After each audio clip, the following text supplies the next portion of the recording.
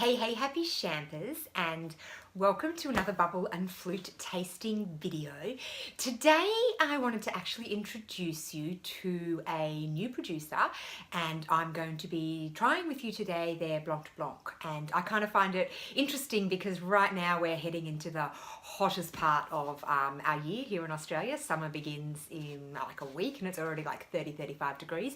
At the same time that just in this last week they have had the first snowfall of the season in Champagne. So because it's hot right where I am at the moment, we are going to be drinking Blanc de Blanc, and I did want to introduce to you a new producer, and this producer is called Frerejean Frères, and they were established in 2005, so you could possibly think initially they're quite new to the Champagne scene.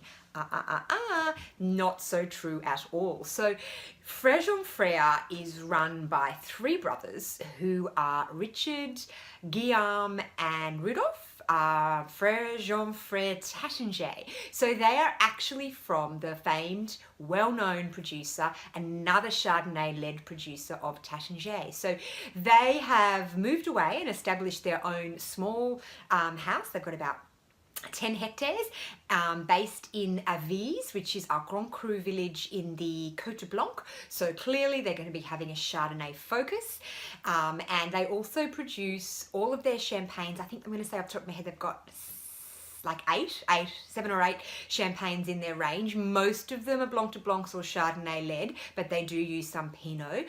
Today we're going to be trying their Blanc de Blanc Premier Cru, and all of their champagnes, as well as all being from a minimum of Premier Cru villages, the grapes, they're also aged a minimum of 5 years, 5 to 8 years, even for their non-vintages, and at least 5 years for all their vintages. So their philosophy is to be really expressive of the terroir, really focus on the gorgeous Chardonnay that's grown in the area. And so what you're getting here, and I've got this bottle here, you can see it's actually got a gorgeous clear glass, but it does come in this protective cello wrap that you can see here. So I've also got a bottle of their rosé set aside for a special occasion that I'll try another day. So the Blanc de Blanc that we're trying today, 100% Chardonnay, it is aged for 5 years, so you are getting extra complexity, extra age, a finer bubble because of the extra time it spends on lees.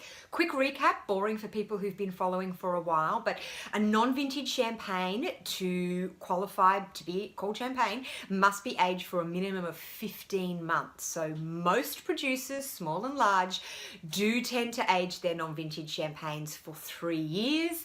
5 years is really getting out there in terms of taking a great deal of pride in the product that you're producing. So as far as Blanc de Blanc goes, this has got a lot of complexity, and I think a lot of that probably comes from the age. For me, initially, it's like pineapple. I'm feeling like the acidity is coming more from pineapple than it is traditionally from lemon or lime. There is definitely that citrus hint, and also a whack of fresh spring flowers. So you're not talking anything overly floral, but something nice and light and fresh. But for me, yeah, really very much pineapple. A little bit of like toastiness or nuttiness, and again, that's going to be coming from that extra time on lees. And maybe a hint of, I wouldn't even call it creaminess, but more like a meringue. So pineapple meringue's not exactly a thing, but if it were, that's kind of what I'm getting off this. And that's just me. Whatever you smell in a champagne is what you smell. Other people will pick this up and go, what are you talking about? But right now, right here, with this bottle in this glass, for me, pineapple. And hey, look, I'm wearing a pineapple colored dress and I didn't even know it. So really, really lovely. It's fresh, but it's got more complexity to it, which is probably how I prefer my Blanc de Blancs or my Chardonnay-led champagnes. Again, if you've been following me for a while, you'll know that I'm a big fan of the Pinot. So I love a high Pinot champagne. But yeah, this is my kind of Chardonnay. It's got just enough complexity, and I think that little bit extra time on lees for it to be, yeah, really, really exciting for me. So yeah, and still getting like that edge of minerality coming through on the end of it as well, which is classic for a a Blanc de Blanc, and particularly one that comes from the Cote de Blanc. So, welcome to a new house. Look, these producers are kind of so hot right now. A lot of people who import and sell champagne are really, really excited about what they're doing. And they're adding more and more to their range all the time. So they do have an entry level champagne, which is a blend. Off the top of my head, I'm gonna say it's 50 Chardonnay, 30 Pinot Noir, and 20 Pinot Meunier. Still gonna be aged minimum of 5 years, and off the top of my head, yes, still it's gonna be Premier Cru as well.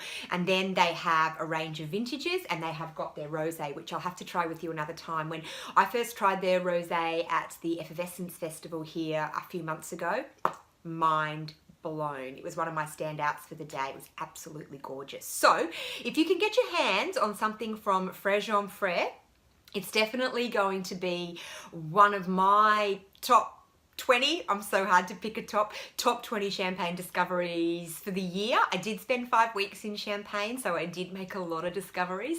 I visited 55 producers in the time that I was there. I did not visit Frerejean Frères. Shame, next trip I will. So that's probably why me picking a top 20 is really hard, because I did meet so many this year. But yeah, it's definitely worth getting your hands on. In Australia, Emperor Champagne is the easiest place to get it. It's all available online, and if they can get their hands on one of the cuvées from this house, that's the place to find it. Santé!